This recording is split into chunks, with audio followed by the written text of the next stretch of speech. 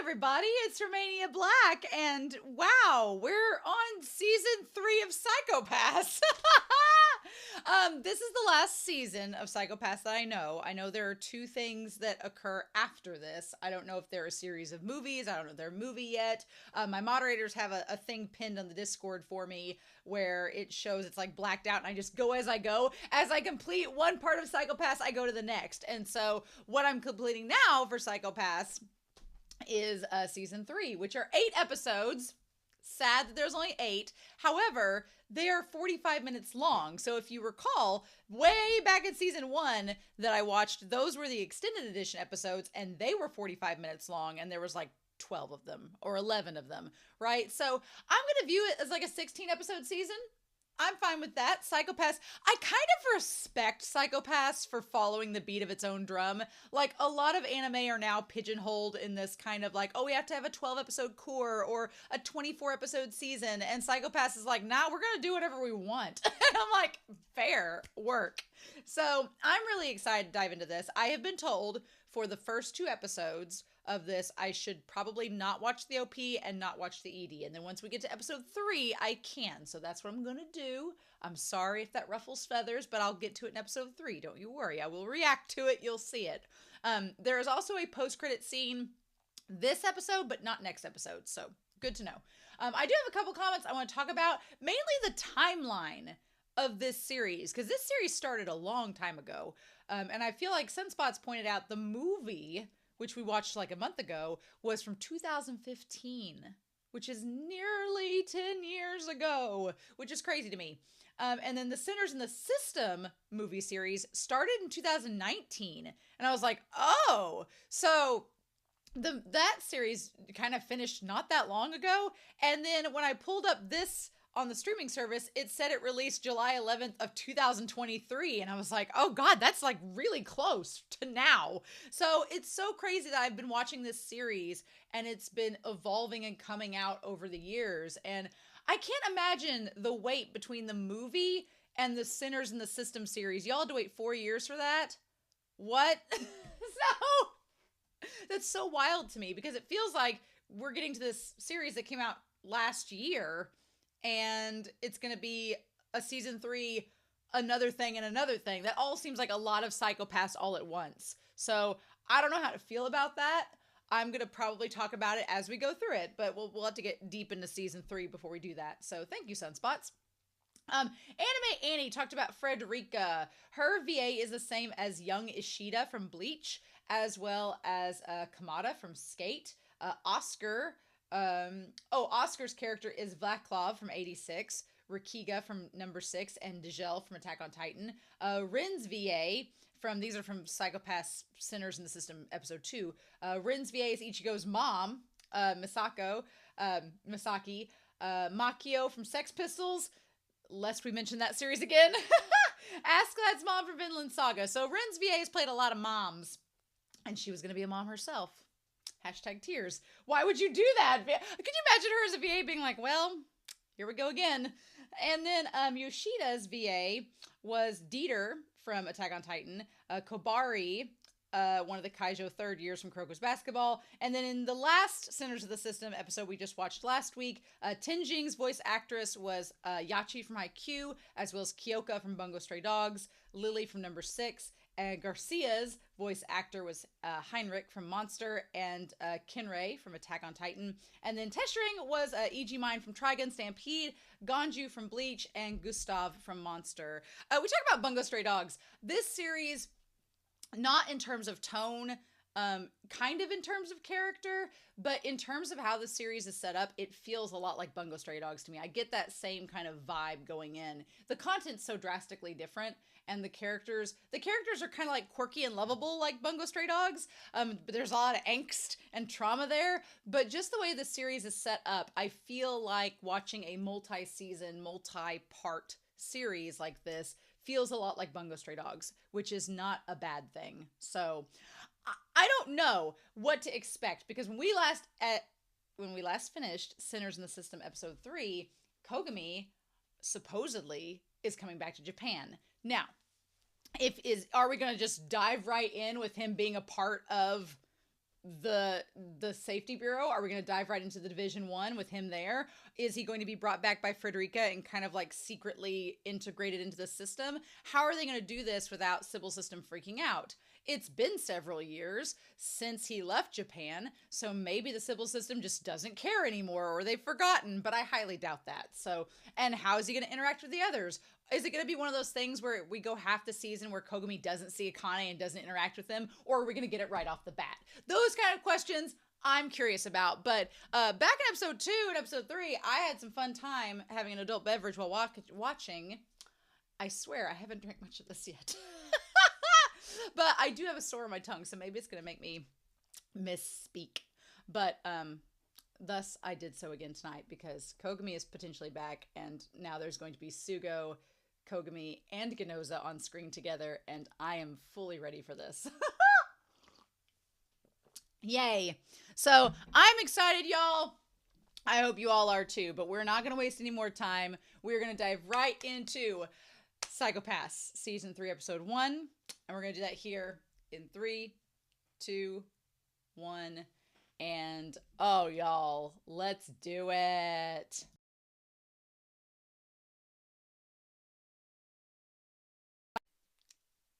I wasn't ready for this season. I'm not ready. Oh, I'm not going to be able to wait for episode 2, so I'm sorry about that. But there's no way. Oh my God. So I'm glad, one, that they are doing these in only 8 episodes and they're 45 minutes long, because if you can imagine this is like 2 episodes, going 2 episodes with no hints or clues as to Akane or Ganoza at all would have drove me insane. If they didn't have that post-credit scene like they do here, I would have gone crazy. I would have been like, nope, never mind. And I don't know if I would have watched, because I've been like, you got to tell me. So you got to give me something. So, okay, we're going to go through what I've wrote on Whiteboard Coon so far and tie in, because I looked up LAELAP'S, because I was like, LAELAP'S? What the heck is LAELAP'S? Because it was not mentioned in the episode at all. And I was like, okay, so it's got to be something. So I wanted to look that up.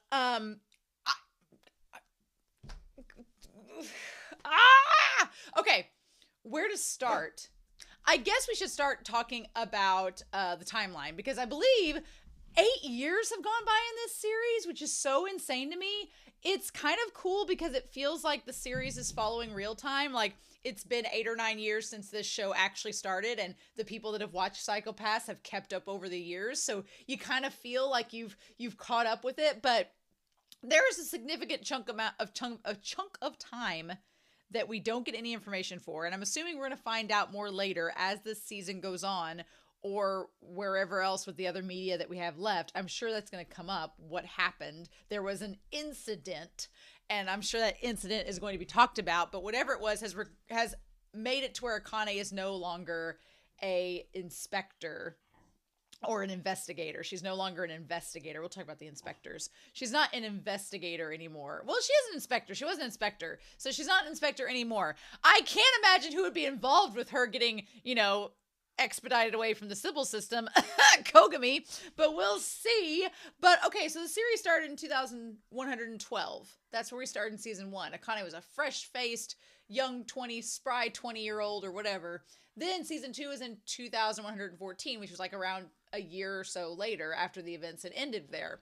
Makes sense. Well, then the movie was like 2 years after that. So it's like by the end of season 2, when Mika had gotten kind of embedded within good graces amongst Kasai and the Sybil System, and we started to see that divide between Kasai and Akane, and Kasai leaning more towards Mika.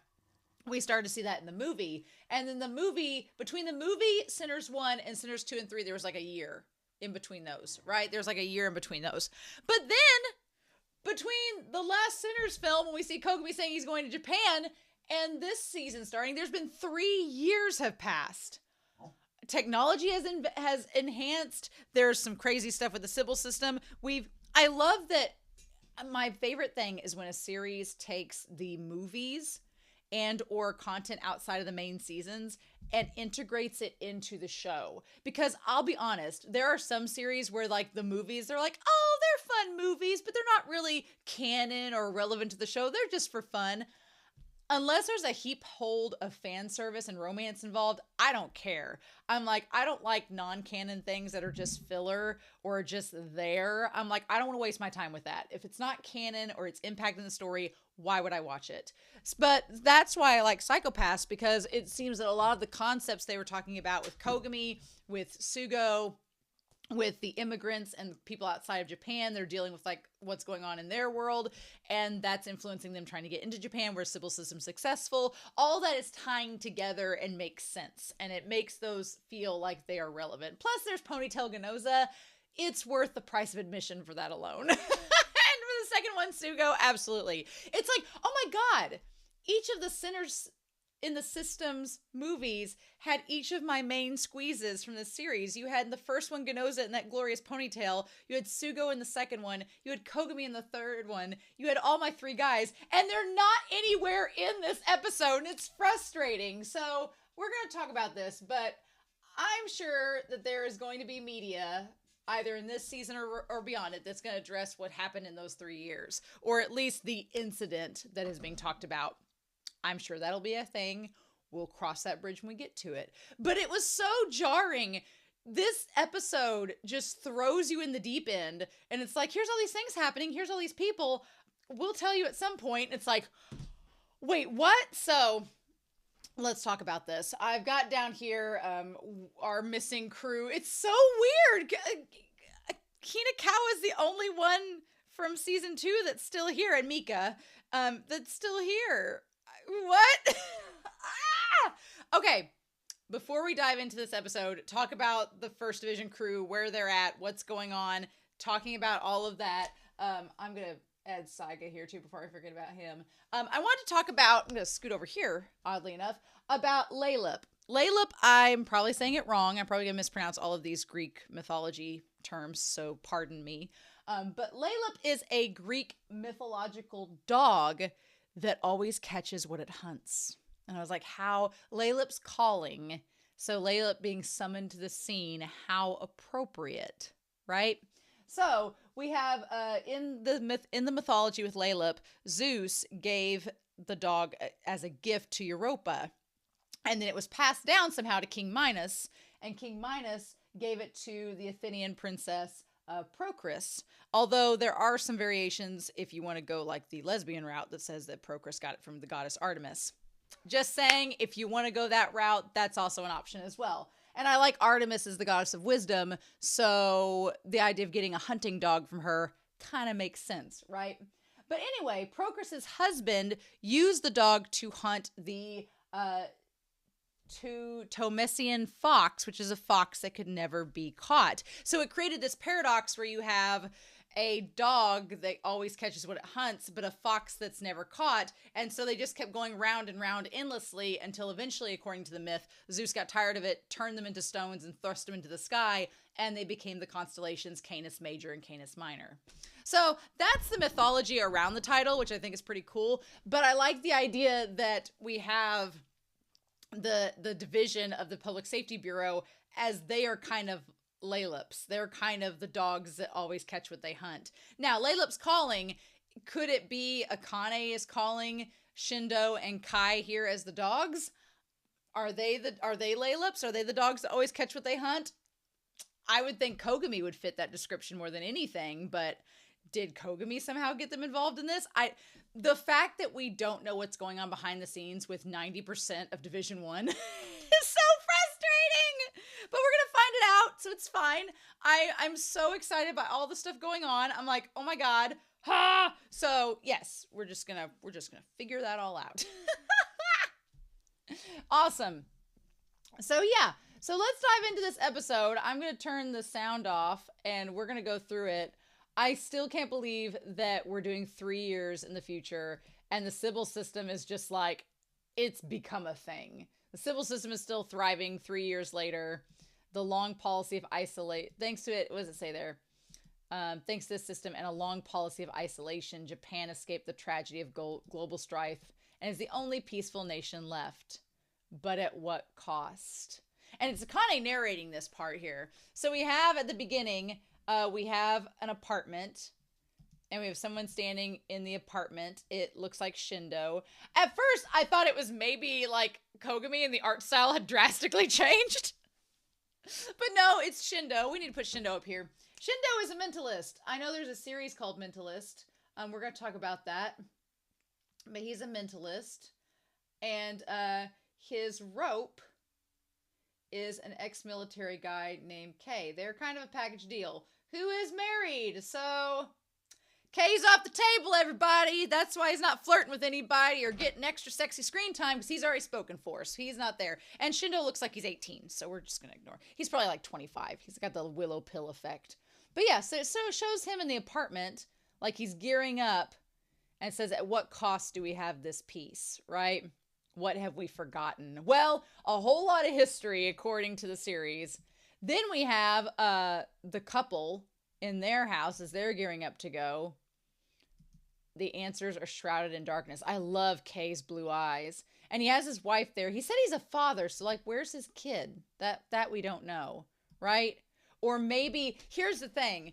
We don't see the baby or the kid in this opening. So was his kid taken away by the Sybil system? And I feel that Kay and Shindo, they have been seemingly hired by Akane behind the scenes. Or Akane has maybe been involved in them getting assigned to this division. So I'm like, what does Shindo have to gain from this? What does Kay have to gain from this? Did Kay lose his child? What ended up happening? We don't know, right? But we see, yeah, Akane, we see her with the coffee cup, the yellow stripes, and saying, along with the true crimes that lurk in our society. And we see her walking by, yeah, in just regular clothes, you know. I wish I could know what that email was saying. I wish I knew what that email was saying. Why don't they translate it? Okay, y'all, I don't care if this is spoilers or not. I want to know what that email is saying. If they're a Japanese viewer, they know what that email is saying. If anybody can translate this opening email in the comments down below or in the Discord, please let me know. I want to know what it says. Because it's clearly, I think, in Japanese, right? And we see her looking out the window. Now, here's the thing. My question is, it looks like an apartment, but looks can be deceiving because there's so many hollows, and the holotech has gotten really advanced in this series. So my question with Akane, they make the statement that she is an ex-inspector, so she's ex-Public Safety Bureau. Whatever the incident was, it caused her to be booted from the system. So is she, you know, with the Bureau of Foreign Affairs now? Did she get hooked up with Kogami and they're now trying to plot against the Sybil system and she's over there working with them and she's not with the Public Safety Bureau anymore? Or is she like Saiga and she's behind bars? Is that what is happening? With the whole thing with Ganoza working behind the scenes and making a deal with Mika, I'm wondering if maybe she's imprisoned right now. Maybe Akane is imprisoned and we have to rescue Akane from the jail that Sybil's system has put her in. And maybe Ganoza's working on that. Please let Ganoza be working on that. Even if he has to work with Kogami. At this point, I'm shipping Akane with either Ganoza or Kogami. I'm happy either way. So I just want one of them to rescue her if she's in trouble. And if she's not in trouble, then I want them all to be working with her. Or eventually do that to go against Sybil's system. But we'll have to keep watching to find out. So yeah, but it looks like they might be barred windows. So we don't know if she's imprisoned or not. Okay, wait. Is she? Oh, what is this? Oh, it is, isn't it? Yeah, is she imprisoned? Yes. Okay, so she is imprisoned. Damn it. Okay. So she's stuck in there. All right. So she is imprisoned. Oh, damn it. It was so dark at the beginning and I was so flabbergasted. I was like, are you kidding me? So she's imprisoned. So Akane is a prisoner behind bars. Is Ganoza trying to rescue her? Possibly. I would love if Ganoza and Kogami and Kunazuka were on a team and Sugo were on a team to rescue her and they're working behind the scenes somewhere else. Here's the thing I don't want. Now, Kogami could be working with the Bureau of Foreign Affairs, and he's not even on the radar for them at all. He's been working for years behind the scenes. Maybe. We'll go with that. But Akane's been imprisoned. My girl, she's imprisoned. We have to save her. And I want to know, like, the only thing I don't want is for, like, Kunazuka or Sugo to have died off screen. We literally just got a Sinners in the System special about Sugo. The last thing I want is for him to die off screen. I'm afraid that Kunazuka might have died off screen or in whatever we're going to catch up with, and I'm terrified about that. But especially because Shion seemed fine, but it's been 3 years, so that means nothing. Okay, but Akane is imprisoned. Okay. The Sybil system is trying to get rid of Akane, get her out of here. How dare they? So, yeah, I'm not gonna be able to wait, y'all. I'm gonna catch up with the comments when I can, but I'm not gonna be able to wait. I'm gonna have to watch episode 2 this week. It's just gonna have to happen. Yeah, oh my god. So, okay, I also I skipped the intro, but it came to the very end of it, and it showed like an orange screen, which if you've ever took color theory in marketing, orange is a color of caution. It's often a color of like warning. So that's why you see when you do traffic cones, that's why they're orange, because it's a sign of warning and you should take caution with it. I also want to note that the shot of Kei and Shindo looks like the shot from Quentin Tarantino's Pulp Fiction. I don't think that's by coincidence, and I'm here for it. So, oh my god, so we have to rescue Akane. Damn it. Okay. So we have this opening where there's people in this cargo ship, like just in status asleep. I don't understand why they were in stasis asleep, but whatever the reason was, this guy Rick got out and he was freaking out because maybe he knew that the ship was going to crash. In any case, he was freaking out, and then he said he was sorry, and Adele to his wife, and then I guess he erased all the data. But the plane was about to crash, and the cargo started to be dropped from the ship.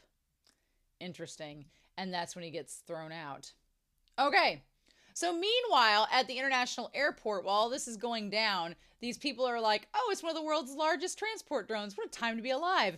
I would say this is weird, but it's really not. There's lots of people that like take photos at airports. There's lots of people that hang out and just wait for stuff to happen. So that part kind of all makes sense. Whatever. But if you stop right when the one guy's like, what a time to be alive, and you look in the back, there's the guy taking, like, all their cameras are set up where the planes normally land at, but that guy's setup is way off away from theirs, and it's right, like Shindo said, where the stuff was going to crash. So interesting. And it's okay, so it's that guy. Oh, what's his face? We're gonna get their names. There's so many new names. I was like, but he was using his fancy camera to take the videos of it. Interesting. I'm so curious. There's so much going on. And they're like, how artistic. And then I tell you what, these eyes and curls, all these people running around with these eyes and curls, what we gonna do with them? But yeah. And then he takes the peace sign photo with it on his little selfie stick. I'm happy. Interesting. So, the CGI and the animation are really good. It definitely feels updated. It definitely feels like 2023. So, crazy times. But we have this opening shot. Okay. I was curious about the art style at the beginning because the car is color spot in green. But this entire opening sequence is Shindo having an experience recalling something. So he's in the car remembering something, being in the position of someone else. And he says the Ministry of Welfare has declined to reveal the psychopaths of ex-inspector. Okay, so the ex-inspector, the psychopath, the ministry has denied. Okay, so is this like him remembering something from the past? Like when it happened? So are we saying that he's remembering something from the past? I'm going to say that it's probably Akane's psychopath that they're not going to reveal. Because it's probably not high. They're just probably put her under lockdown for other reasons. Right? We do see a hand with a ring on it, so that's interesting. And then we get from there who was arrested for the blank of public safety. So she was arrested. We don't know why. We don't know what the reasons are. Okay. And then we see him with someone else in front of him. And he's sitting there listening. It's my first day on the job. And he says, it's finally starting, Dad. Okay, and we see someone in front of him with white hair. Your psychopath is, and we don't get to hear what it is. This is all to protect you from the blank. So we don't know about his psychopath. We don't know what he's being protected from. Something. So he's being protected from something. And we don't know what it is. The mystery! The mystery! I've missed this! Yes. And then when he looks up, yeah, he says, I'll find, the truth. So, okay, this creepy looking demonic presence looks like a fox. So it looks like maybe the Tomesian fox that you can't find, that you can't catch. So it's like Shindo's trying to catch the truth, but it's never able to be caught. So his whole thing is to find the truth. Well, that would lead him to Akane for sure.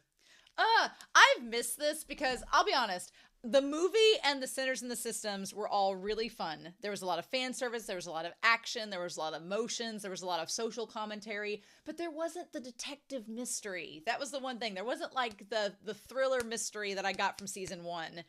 This feels like season 1, but it's not giving you details. It's making you wait and figure it out. It's like season 1 and season 2 merged, and we have the detective aspect of season 1, but then we have the psychological thriller of season 2, and it's merging together, and I'm all here for it. I really like it. But yeah, I'm finding the truth. Yep. I love that shot of I'm going to go back and take a picture of that. I love that shot of him with the fox and his eyes like matching up with it. It's literally the hound and the fox and the hound. I'm kind of all here for Shindo's character. We'll talk about him as we go. I can't place his voice actor. I thought it was Yuki Kaji, but then we cut back and it's a different car. It's no longer the same car that was from the flashback. And we have Kei there. I really like Kei and Shindo as a pair because they're very much foils of each other. Like Shindo's so empathetic and he's so nonchalant. He's just vibing and chilling, but he's kind of like whimsical.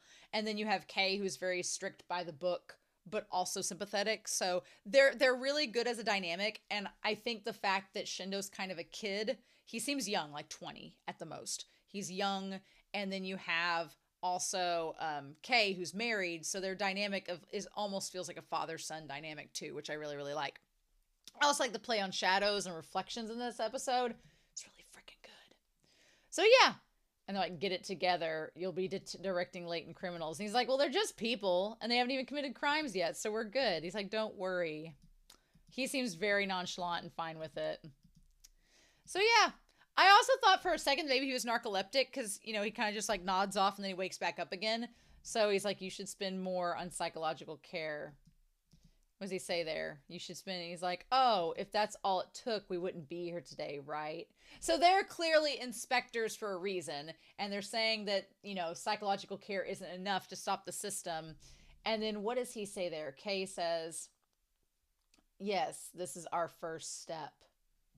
So I know something's going on. I want to know if now they're tied to Akane and what all this is. It's going to drive me crazy, y'all. It's going to drive me crazy as we piece this all together, right? So they go in front of this situation where the dude's demand created by anti-isolation. So it doesn't surprise me that there is like a group within the government setting that's like, hey, we're stuck on this island and we can't travel anywhere. Shouldn't we be able to like do as we please? So it doesn't surprise me that there's like an anti-isolation group. That part all makes sense, especially when you have like it's kind of like a big contradiction. You have the anti-isolationists who want to be able to like venture out past Japan, but then you have all of these immigrants coming in that are like, it sucks out there, and they're like, oh well. And so it's kind of like creating this not paradox, but this interesting situation, and like an isolationist excuse and a report to go with it. They believe the passengers may riot. So these are all the people on the plane. Okay. And then like their views of immigrants haven't changed. Yep. And they're like, are you anti-isolationist? And Mika says, whatever the case may be, it boils down to what suits Sybil's system. I can't get over Mika's hair. Mika in the last 3 years, right? So Mika has had like a glow up. She is like probably in her mid-20s now. Akane's probably in her late 20s. And she's like on a close friend-to-friend basis with Kasai, who's also got her hair did. She looks really great. But Mika looks amazing. Also, the idea that Mika has kind of wizened. She's dropped a lot of that like young kind of naivete, and she's got this more like dominant stance to her. She's also in a position of power, which is terrifying for Mika, because I'm like, girl can make some decisions, and we get to see in this episode what the Division 1 under Mika's absolute reign looks like. You're not having a lot of parties. And what sucks is the dynamic of the enforcers has changed. Like before with Akane, there was a sense of understanding each other. You had Masaoka, you had Kunazuka, you had Gari, you have Ginoza, you had Kogami, you have Hinakawa and Kunazuka. You have all them together, and Sugo kind of having this camaraderie. But since Akane has left, and we've seen wherever the rest of Division 1 is except Hinakawa, it's like Mika is not interested in being their friend or being empathetic. So the one girl's there. She seems like she's doing fine. I'm sure Mika gives her a good time. And I didn't mean anything sexual by that. I meant like she gives her like, leniency. She might give her a good time, but we're not there yet. We don't know enough about them. And then there's the two guys that are just like jerks, and they're just a bunch of rabble rousers, and they're just getting kind of away with it because Mika doesn't care as long as they do their job. So it is a totally different dynamic. My theory is Shion had to stay the analyst. Shion is like a crutch for them whenever they need her. She's kind of like the crux of all their techno stuff. So she needed to stay there. Saiga, I don't know. I hope Saiga's not dead, but I'm sure he's still behind bars too. I'm sure they kept Akane away from him because, they can't have two great minds together. I hope Kunazuka is okay. My hope is that Kunazuka, Ginoza, and Sugo went off. They left that division and went off to do their own thing. But Ginoza's staying in contact with Mika because, he wants to protect both Akane and Mika because Mika was one of his, superiors. So he feels that tie to her. And maybe he's making a deal to try to save Akane. I don't know. I don't know what the deal is. And I think that they left Hinakawa in Division 1. One, because he's a precious angel being and he doesn't need to be going off on his own. He could get hurt. And two, they need somebody to stay in Division 1. Somebody needs to stay there other than Shion to be in Division 1, to be like as an anchor. And Hinakawa is like a tech specialist, so it would be really good for him to stay there because he can mess with hollows and things like that. So I think so. Here's my deal. With Mika's character, way back in Season 2, we established that Mika had just kind of gone along with the Sybil system out of fear, because she feared that she was going to get killed. And then she kind of drank the Kool-Aid and was like, well, it's whatever suits Sybil's system. I'm wondering if something happened that we don't know about yet that caused her to be like, fine, I can't be against Sybil's system because you all aren't offering me any alternative that's any better. So I'm going to keep playing the game. Did she find out? It seems from the incident that she might have found out that Akane knew about the Sybil system. But then why didn't she die? Why didn't they kill Akane or kill her off? They've taken her. I feel like Kasai isn't interested in Akane anymore because she has Mika. So what do we do with that? So there's so many questions. But case in point, Mika and Kasai are really close still after all these years. Like they've been together for like 6 years now, right? And then she's like, a wise answer. And she's like, on the grounds, I question our deployment. It could cause a mental hazard. And then she's like, we'll find a chance to hand it off to the drone administration. They owe us a favor. Foreign Affairs isn't here. They weren't called, she says. Are you worried? And I like that Mika's like, no. And so then, yeah, Kasai's a drone, like a hollow. She's not even really there. She like leaves. And then Mika's left in charge. It's insane. So yeah. So they have on here Arata Shindo. They go through everybody. And then, what do we say here? We have the two of them show up. What was the other guy's name? He's like, I'm taking up my post today as an inspector. And he's like, K. Mihail Ignatov. So they call him a foreigner. So he's not originally from Japan, but he's just there. Interesting. Which has been 3 years. There's a good chance that, you know, they had immigrants come in. My question is if Kay knows Kogami, what the connection there is. And they're like, you have to direct the enforcers, and then they show up. Okay. And so I definitely think that poor Hinakawa needs to be rescued from this group. The girl isn't that bad, but those two guys like just bullying him and picking on him. I'm like, Hinakawa, like I feel so bad for him. So we set everything up, and of course it's raining just like in season 1, episode 1, right? Insane. And so they use the Dominators and they bring here. So we have our other guys that show up on the scene. We have Tima Todoroki. Of course there's a Todoroki. Why wouldn't there be? So we have Tima Todoroki, the older one.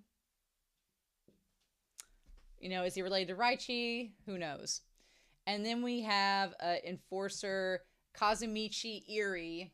Kazumichi is kind of an asshole. Any guy with a soul patch. No, I'm kidding. Joking. Although he has a soul patch and he has a dozen Eisen curls, he's like probably evil, but he's an enforcer.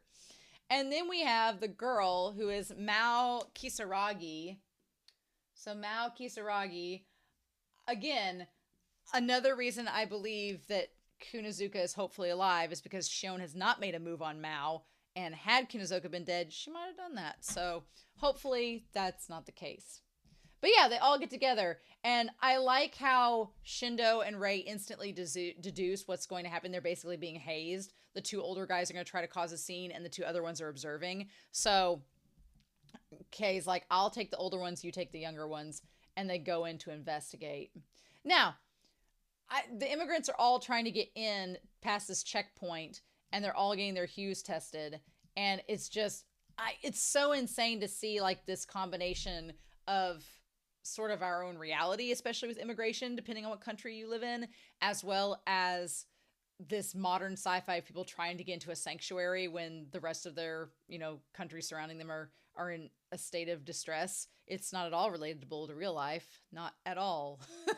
To a very disturbing extent. But we have this opening. One thing I am surprised about is that they don't use the Dominators to kill anyone in this episode. That really surprised me. There was no one executed in this episode. Everybody was just paralyzed or they were negotiated with, which is very interesting to me.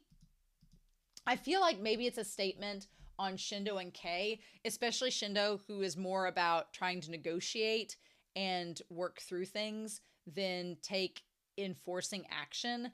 I'm like, I guess we're going to leave that to Ganoza and Kogami. But not these guys. But I think maybe it's also saying something too, that Akane is like, hey, we need to do this without killing people. So we need to get this mission going without hurting anybody. Can you manage to do that? And the technology is upgraded too. They have like these little hollow bots with information following around, which is interesting. They still have the evidence picking up robots. They still have those there. But our boy Shindo has this ability. Now, do I think this ability is kind of ridiculous, kind of like Kamui in season 2? Mm-hmm. I do. I think it's like weird that he has like the ability to recreate scenes like near perfection? Yeah, it's basically a superpower. And they try to pass it off being like, oh, but you know, if you just do enough mental deducing and practice, you can do this too. I'm like, I'm pretty sure I accept it because yes, it is the idea of using skills of deduction to recreate a scene. You see it in real life. It's fine. I think that part is realistic enough. It's just like when his like hair bounces up and he has like this jolt of electricity and suddenly the scene's perfectly recreated. I'm like, but you know what? We had Akane in her mind palace with Kogami, and Kogami is constantly plagued in his mind palace by Makishima. So we'll just say Shindo has his own mind palace too, where he tries to recreate scenes of crimes. We'll call it that. We're fine. It's a little weird, but I like it. I think what sells it for me is Shindo's character. Shindo is a really likable character. He's kind of a weirdo. He's kind of quirky, but he's nice and kind. And there's a softness to him that makes him endearing. So I think that if it had been a character that was kind of pompous or hard-edged, it wouldn't work. But for Shindo, I think it fits his character. His character reminds me a lot of Kamui, Not gonna lie, they mentioned that his dad's name is Atsushi, and that his dad was involved in the Ministry of Welfare too. So for me, I was like, okay, is there like a connection like with Genoza where his dad was involved? So what's going on there? Is maybe did Genoza get hooked up with the contact info for Shindo because Masaoka knew Shindo's dad? Maybe, possibly, I don't know. That remains to be seen. I'm very curious about that. So I guess we'll see. Regardless, he kind of deduces what's going on with Rick and figures out that he's going to be killed, and he tried to basically get out of the plane, and then he ended up dying. But his ability is also kind of interesting because he was clearly like still in the zone and trying to find the body, and they have to hold him back, and then they manage to find Rick, but he's passed away. But Kay makes the comment, he's like, "You're an idiot, you could have drowned, you need to use me as a rope." So he has this ability, but he needs somebody to kind of tether to figuratively so that he doesn't like try to kill himself on accident. So that is a nice caveat to his ability. I like I like he goes on about it. And so then they're like, his employer was on the ship as well. Now, here's the thing. Our girl, Mao, she opens up this card, right? And sees the fox. Yes, the Taumesian fox. And it says Koichi Azusawa. So the fox, and that's not very much a fox, looks like a cat, but its thing says Koichi Azusawa. Is that she pulls that card out from the wallet, sees it, and then she pockets it really quick. And Hinakawa, that expression that he looks like, that screenshot of him looking over at her like, I saw what you just did. I feel like there's also like a synergy of distrust amongst the enforcers in Division 1 now, where she's kind of acting on her own, but she's not communicating with Hinakawa. Hinakawa's just soaking it all in and observing. And then you have Eri and Todoroki, who are just kind of jerks. So totally different dynamic. I'm not crazy about any of the enforcers here except Hinakawa, but I'm hoping Hinakawa's taking notes to like inform Akane when he can. Then we have this guy show up, which is Yona what's his name? And they're like, we don't need to mobilize for an accident. Yonahara. So Yonahara, we're going to put him on here. Yonahara is with the transport company, and he just seems like a figurehead, right? He's Becky with the good hair. He has amazingly fluffy hair for this humidity. He's doing really great. I really love how they animate him being frustrated and him just like with the actions of not wanting to be there. Like just those little tiny details were really well done. And they're like, well, we discovered one casualty. And he's like, well, do you mind? Of course I mind. Care takes priority. What if my psychopath clouds up? So what's interesting now is that within the last 3 years, when season 2 ended, we had just gotten done dealing with like this expansion on drugs being used for clearing up psychopaths' hues. But now it's like saunas and like self-care. The level of self-care that people do on a regular basis has increased, and I'm sure that Sybil's system trying to like regulate the hues and saying, oh, you're fine, just do these steps here and everything will be good. It also seems like the therapeutic angles of psychological care has extended to just beyond just the facilities that people are stuck in to just being normal everyday things people can do. So that's good, I guess, but it's interesting. So then it's like, no, we just put Akane in a jail cell because why not? So yeah, but his crime coefficient's actually good. So whatever he's doing was working. And then he gets in the car with the one guy and we see him in the shadows for a hot second. And then they drive away. So yeah, they basically, so then we get this whole thing here, right? They're like, oh, hopefully they don't die in accidents like before. I'm like, no, don't be saying that. And they're like, watch your mouth. Here's the thing. They played that line off about accidents like Genoza. I'm wondering if Genoza and Kunozuka and Sugo have faked their deaths. We know Genoza's alive because he's talking with Mika. I tell you, if Kunozuka and Sugo die, there better damn well be like another movie or something that's explaining that. Don't tell me if there is. We'll find out, but I'm like, no, unless they fake their deaths, we'll see. Because Because Konosuga kind of looks over. They're like, don't bring that up again. So anyway, they're like, my bad. So then we cut to Homura. And Homura is at this random place. We don't know where it's at. He uses like an ID to get in. Like the secret door unlocks. It looks like the entrance of the Sybil system from season 1. It looks like the entrance to that, but it's something different. It's this triangular table in the most confusingly steampunk room imaginable. Like it's so ugly, right? But they have this triangle. Okay. The Bifrost is what they call it, and he shows up for it. And he's like, I'm Homura, and I'll be joining you as of today.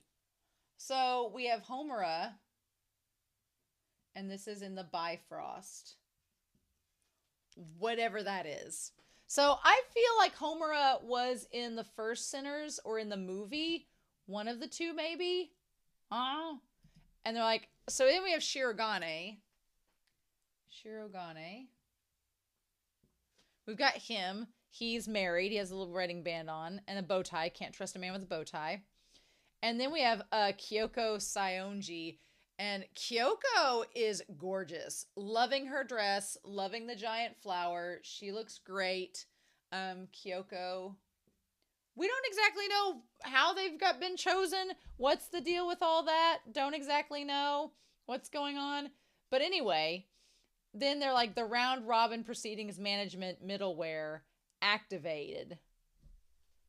So we have this thing called round robin, which is usually like a tournament term, and it's proceedings management middleware.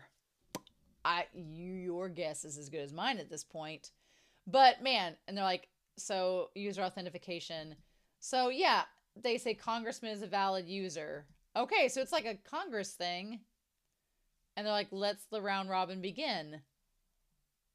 Case number 1779, relation start. And he says, I'm the dealer. So you're like, what is going on with this triangular situation? Interesting. Huh. It's a whole bunch of stuff. There's a lot of stuff going on. It's kind of crazy. And then we see on there, we see Kei. So here's the thing. We see Kei and Shindo's pictures put up there on the screen. We also see in the corner the one guy that we know is with the transport group. So what? And they're like, participation until relation concludes. I don't understand. I'm so confused. Absence or obstruction are targets for enforcement. Huh. And then Bifrost is what it's called. Let us wager true freedom and power in this society on a thrilling game. So we're wagering freedom and power. Okay, on a game. I'm like, was the one guy Homura, is he part of the Sybil system? Because they say at one point they're against the Sybil system, I thought. But it's like, it feels very much like Greek gods. Like we're wagering, no, the freedom and power of this group versus this group based on this system. I'm like, what? And then he's like, oh, I'd love to. Meanwhile, we cut back to Mika in her office. And I'm going to be honest, Mika's office now looks exactly like Kasai's. This may even be Kasai's old office for all we know. She's made everything black, but she has the same desk setup. She's made everything black instead of red. It's not like got the lavishness to it. It looks very bland. But the couch setup, everything, the Gendo style desk, all of it looks exactly like Kasai's office. I just don't know if it's in the same floor or where it's at. Interesting. And then they're like, do we have permission to investigate? And she's like, no. I like that she's like very by the book and she's like, no. And then they're like, well, can we just like write a formal report and research without getting too involved in people? She's like, sure, I guess, you know, for our duties, it's just an investigation. We'll assess the risks from a department standpoint. And so I can't tell if Mika is clearly, when she gets on the radar with Shion, and Shion's like, man, you're kind of like letting them do stuff off the cuff. Things must be going down. I feel like that should have been a sign that maybe Mika is working with Ganoza and there's more going on behind the scenes than we think at this point. Because normally I think Mika would be like, absolutely not, and would shut everything down. Because some of their actions feel a lot like something Akane would do. But again, we don't know the situation. So I'm so curious. I do love that Shindo flirts with Shion, and Shion's like, yes, flirt with me. It'll get you nowhere, pretty boy, but go ahead and try. And Kay is just like, I'm married, so what? No, I'm not interested in having a welcoming party. And so she looks up some information from them. And then she's like, as long as they don't break regulations, help them. So clearly Mika's just trying to save face, maybe, so that they don't break regulation and get suspected by the Sybil system. I don't know. I'm so curious about all of this, right? So curious. In any case, I feel bad for Hinakawa. He looks like he's struggling. Bless his heart. Where is he at? He's like on a swing. They have a swing in there. So the jukebox is still in the area where the enforcers are staying. There's still microwaves and some wine bottles. But then there's a bunch of boxes there that haven't been opened or undone yet. So all this seems relatively recent. I'm just like, what is happening? But I feel bad for Hinakawa. I want somebody to help him. There's also like butterflies on the wall that have been taxidermied. Crazy. So anyway, they're like, immigrant trouble seems to be on the rise. And like, because more residential districts are accepting immigrants. And as they're going there, I like that Shindo just falls asleep. He feels like Jinx Monsoon. He just has little cases of narcolepsy. And she's like, we're mobilizing more often. And that's when she notices he's asleep. She thinks it's dangerous that he's asleep next to Enforcer, but Kay doesn't seem too concerned about it. And plus it's Hinakawa, so I mean, he's going to be fine. And then she's like, I don't know whether to call him bold or unconventional. I'd call him both. And then poor Hinakawa's like, please wake up. Bless him. Yes. And they're like, I heard there was an inspector like that in Division 1. And Hinakawa's like, he knows about Akane. And that's when Mao says, you mean ex-Inspector Tsunemori. And he's like, oh, you know her? And she's like, no, I didn't become Enforcer until after that incident. Hinakawa is the only one that still has experience working with her. I want to know, but I know I'm going to find out. So it's just like, and then poor Hinakawa's like, wake up, Shindo. I do love Shindo. He's fun so far. And he's like, yeah, he dozed off. Look at him. Anyway, so we have Smile Real Estate Loan Experts. They're getting into talk about housing, which, you know, the housing crisis in the U.S. is a major problem. So we're going to talk about that, I guess. And talking about the housing crisis and about loans and trying to cover up this idea of money being an issue. They also have on here about rooms open for sale, which is interesting.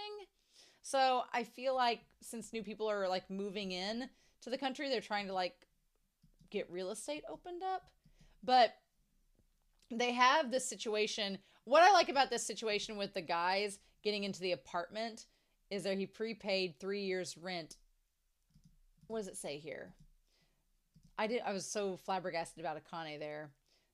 They're like, they had these immigrants and they said, in addition to Haneda Park, Yatsumata purchased several registered rental properties with loans. Oh, unable to pay loans, he mortgaged them. Oh, his failed real estate investments led to the man who prepaid his 3 years rent being evicted. And so now they're mad. Yeah. So basically this one guy, he bought up all these apartments with loans, then couldn't pay it back. So he had to get rid of the property. Then this guy that had prepaid 3 years worth of rent is being evicted and got pissed off about it. So that makes more sense. What I like about this situation is that it establishes that Kay and Shindo are not wanting to affect anyone's hues. They're like, no, we're gonna, if this drags out, their hues will suffer and I'll pacify them. I like that they're very direct. They get the thing done. And then you have Shindo, who's kind of like a mediator, to come in and calm everybody down. I love it. I love Kei has the military experience to get the job done.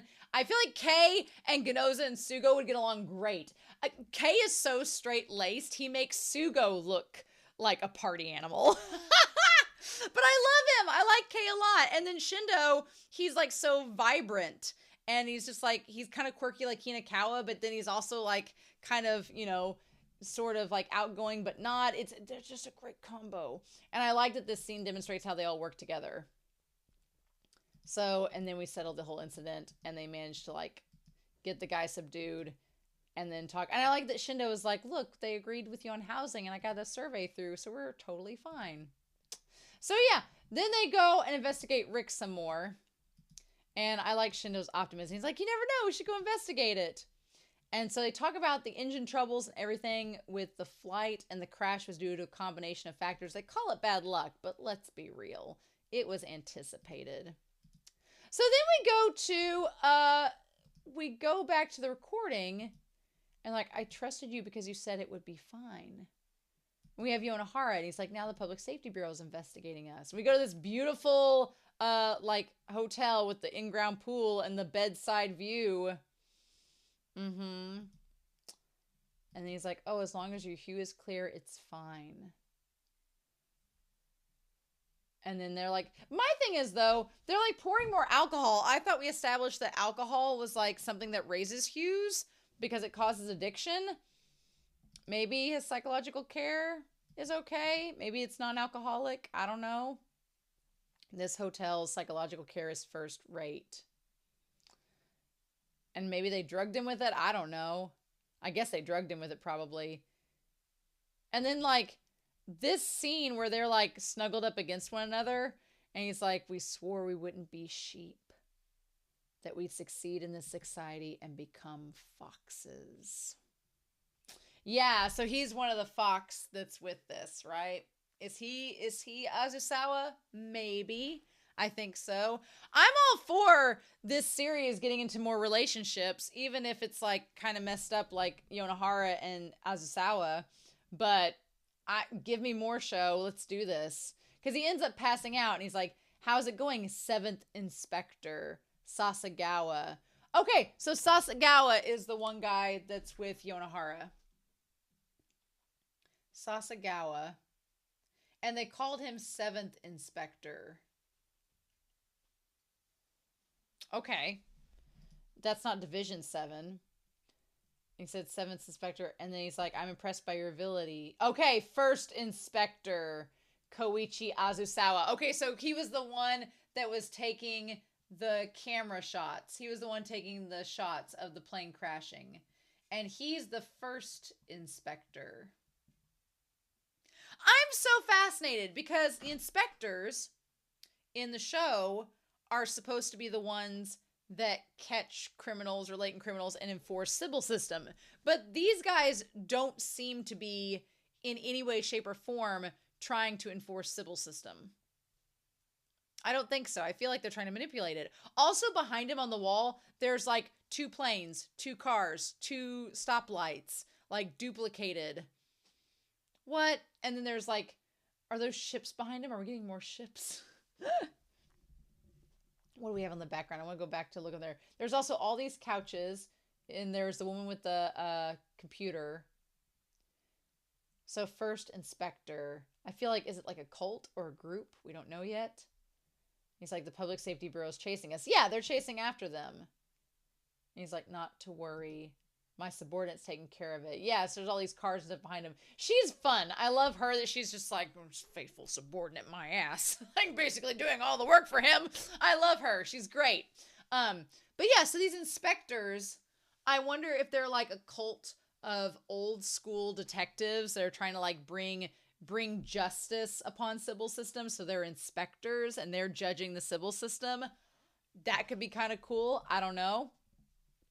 But he says, I'm in your debt. So yeah, Yonohara's passed out. He's like, till next time. Okay. He's like, the Public Safety Bureau, huh? And what does he do there? He pulls up another hollow. But yeah, here's his whole thing. He has all these diagrams and shit. And he's like, can you see through my diagram, detectives? What is this diagram? What is this puzzle? What is this trap? What is going on? First Inspector, what are we doing? This seems like a lot. I'm really excited to get more into this, but I want to know more, but I'm just like, what's happening? So then they go back to the scene of the crash and they use his power to deduce, basically. Also, though, he uses his ability there and he's trying to get in, but then there's the fox, right, that he can't catch. Huh. Because what does he say there? He starts to go through it and he sees like the fox behind him that looks kind of demonic.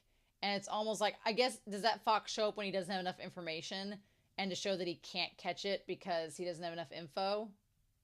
Because he says, oh, I'm fine. He's like, did you trace the guy who was here? He said, I don't have enough data, so it wasn't clear. Maybe that's what it is. He sees the fox whenever he can't see the truth. And that just happens to be what Azusawa is using as his logo. There's so much in this first episode. It's kind of crazy. There's so much to go through. But yeah, so then they're basically being watched through this technology that they're using. Like the person who orchestrated the crash was here. And maybe that's why he had the vision with the fox, because of the tracker that was on there. He's like, that's their move. And she's like, they're creepy. What's their deal? And he's like, no, I find them amusing. I don't know what to make of Azusawa yet at all. I don't know. And they're like, oh, the perpetrator was there. What's all this psychic sounding men doing? So do they know about Azusawa weighing in on them and watching them? I have to watch episode 2. I'm going to have to watch it. And they're like, oh, it's a quirk of his. It's like, it's based on circumstances, reasoning, and statistics. He's like, oh, anybody could do it. And I'm like, I don't know if anybody could do it. And she says, wouldn't that be a target for clouding your hue? And he's like, oh, well, you just, part of my job is making sure that I don't have that happen to me. So they go to Adele's house, and I love the hollow flowers and all of that. And then they manage to find the vase that has the extra information on there. But they established that Rick liked puzzles. So we're getting to like mathematics and stuff that Romania is not as comfortable with. So I'm glad Erie in that moment was like, we don't need to see that. And I was like, good call, man. Good call. I'm glad you said that. And so they're like, is this your second marriage? And she said, my first husband died during a civil war outside the country. Interesting. So I'm curious if what that second marriage is going to have to do with anything, or if it's going to relate her to Kogami or anything like that. And they're like, everything was taken out. And they're like, if he was a mathematical genius, he would know how to erase it. And then they find the flowers with the flash drive underneath it. So what they find that's encrypted, I like that he used the polybias square to like do the numbers. That's her name. That was fun.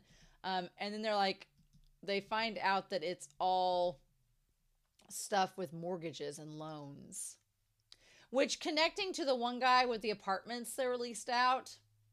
Interesting. So Hyper transports account books. And they're like, is it hidden ledgers for embezzlement or fraud or illegal accounting? And they say, no, it's nothing like that. It's just pay data for thousands of employees in mortgage management. So what's the deal? And they're like, oh, who's in charge of the account books anyway? So it seems like the person in charge is Yonohara. Amazing. And then one of the senior executives. And yeah, financial officer Yonohara. And then consultant Sasagawa. Yeah, it's like, imagine that. You have the guy that's in charge of all the money, and then you have this guy that says consultant, and they're canoodling. What are the odds, right? Former chief administrator of the Urban Housing Finance Corporation. Former administrator that's now working with this one specific group. Seems a little suspicious. A golden parachute. Same background and graduated from the same university. They're probably friends. Oh, they were good friends. I feel like Yonohara and Sasagawa are maybe more than good friends, although it may be a little bit toxic. Who knows? In any case, they go to the sauna, and managed to like get him all riled up just to basically gauge his reaction to see if he's in on it. And they find out that he's not. They're like, no, he's not the main culprit. His reaction's too, he's just being strung along. His reaction was too bold. Now, my question is, when we cut to Mika and she's pissed off and she starts like popping pezzes, are those pezzes, were they stress relief? Who knows? But Mika's pissed because they acted without her orders, and now she's got people complaining at her. All these years later, people are still complaining to Mika, and she's still getting frustrated by it. Bless her heart. So funny. I love it. She's like, your grounds for making an enemy for a domestic drones leader. Why are you doing this? And they're like, well, the crash was fabricated to silence the deceased. And they're like, crashing a drone transport to kill one person isn't realistic. And they're like, we're not going to let you research this anymore. And they're like, oh, well, we're detectives. Of course we're fixated on this. And she's like, damn it, they're like Akane. She's like, they're too much like Akane. And then he's like, well, we'll abandon the murder angle. And we just want to do a final report about the crash because, you know, for public safety. And that's our job in the Public Safety Bureau. And Mika's like, fine, make it legit. I love it. And she's like, if you break regulations, you're going to have severe punishment. You have to keep your psychopaths under maintenance. So then we go back to whatever this Bifrost shit is. They're like, public safety has proved surprisingly tenacious. And we see like everybody involved here. And they're like, liquidating the block is urgent business. Okay. So judge, short sell the hyper transport company. So they have this thing about judging, and they're going to short sell the hyper transport company. I'm like, is all of this happening inside a computer? Are they all part of the Sybil system? Are they all part of a rival to the Sybil system? Is this all like just figurative and metaphorical and there's not actual people there? It's like the damn Matrix. Because he says to short sell the hyper transport, and they're like, you wager the company will fail. And she's like, short selling incurs limitless risks. If the company recovers, you could go bankrupt. Are they just playing Monopoly? Are they just playing like Psychopath Monopoly at this point? At worst, the round robin will take enforcement action against you. This feels like it's just a computer. Like they're inside a computer system playing this game. And he's like, judge, please. She's like, to prevent Sybil's interference and protect Bifrost's interest is our duty. So it seems like this is, Bifrost is like a counter to Sybil. And they are trying to, it feels like, this is all, that little triangular part, this all looks like it's happening in a microchip. This all looks like it's a personification of a computer playing a game. They could not be real. They might not be real. They might just be inside a microchip playing this. And it's connected to a computer that's trying to be the opposite of the Sybil system. What? What? I'm so curious. Sell transport related stocks. If the sale lowers the share prices, the authorities, fearing the crash's effect, will they protect the hypertransport company?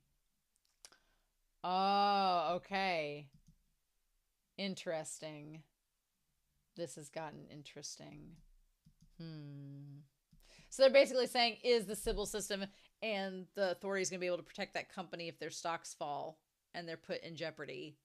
But where are they at? What is happening? Oh my God.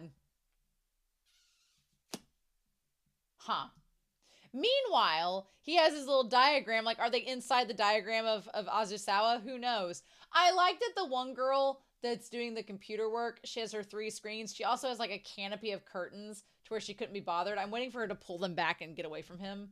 Obata. Obata is her name. Okay. So then we have Obata. There's so many new people, so many new names. Oh my God. Did you get the info? And he's like, ages ago, scumbag. Love it. And he's like, I knew it. Atsushi's son. Well, I don't know who the hell Atsushi is, so we'll find out who that is. He's like, wonderful. How close to us will he be able to get? I'm so curious. So then we have these two, and they're like, our conclusion is the same. The crash was planned, but demonstrating that is going to be difficult. If we give up now, we won't be able to move forward. Okay. The truth we're looking for is somewhere much deeper. So whatever this crash is connected to, they need to know. I do love that they have this moment of like where Kay holds out his arm and he's like, let's do it. And they do like the little bump together of their elbows. I'm gonna take a picture of that. That's really cute. I like that. And then it like closes up on their faces. I like that. That's fun. But what? And then he goes to try to recreate everything. He's like, the culprit watched Rick die from here with a smile on his face. Meanwhile, he sees the plane crash and everything. And then we hear Akane say, we must pursue justice, even at the cost of a peaceful society. So, Akane is like, we the people create the justice. And if the civil system's the best justice, we'll go with that. But that seems to not be the case anymore. She's like, no, the civil system is not the ultimate justice. So we have to pursue justice even if it costs us what the civil systems gave us. Now, the fox there looks like maybe it's his father. I don't know. And then we see her in her little prison where she's got like her lamp and everything. The thing that's crazy is she doesn't have the cigarettes anymore. So I don't know if she doesn't have the cigarettes because she's not allowed to have the cigarettes in the facility. That would make sense. Or if she's seen Kogami again, so she doesn't need the cigarettes anymore. I don't know. Whenever those who seek the same truth appear, I decide to entrust my mission to them. I like that she's just working from behind the scenes to get them in on this. They will be the hounds who will reach the unseen enemy. Okay. All right. So we've got Akane's like, I'm going to put my trust in them. They have the same goals that I do. I'm curious what else she's got on that laptop. But then we skip the credits and we go to this final scene. And so we're back, Mika, at that giant fan in her office. And she's like, I told you I don't intend to compete with you. So Mika doesn't want to compete with him. So, okay. I mean, competing with him for Akane's affections. For Kogami. And then she says, yeah, so we have here, there's something like Resident 100 Project. What is this? And what does she say there? I want to go back and see what she says. She says, I don't want to compete with you. And then she sees Ganoza, I want to trust you. Says, but circumstances may force us to take action. So I'm like, they want to trust each other, but something may have to happen. So I'm like, okay, what is going on there? And then she says, shut up. I'm telling you, I'll honor our deal. So her and Ganoza have made a deal. Whatever that entails, I don't know. Because we see him, and her telling him to shut up. Nothing's changed. But he looks so good. Make sure you do your part. So they've made a deal for something. And then he's like, I'll remember that you said that. Okay, where is he at? He's at some place where there is, oh my God, there's two people outside by the railing. Is it Kunazuka and Sugo that's outside? Maybe? Yeah, and then he turns around. Oh, my dude. With his tie, with his jacket. Yes. And now we have the group there. We have Tema, we have Eri, we have Shindo, we have Mao, we have Kunazuka, or not Kunazuka, we have Hinakawa, Kai, Mika, and Shion. Damn it! I want to know all the things. Why can't we know all the things? Oh my God, y'all.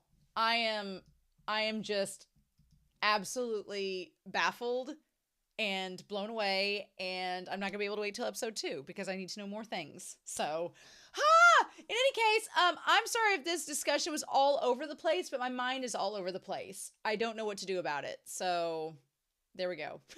I hope y'all have a wonderful week. Please stay safe, take care, and yes, I will be back very soon with more Psycho Pass. Bye.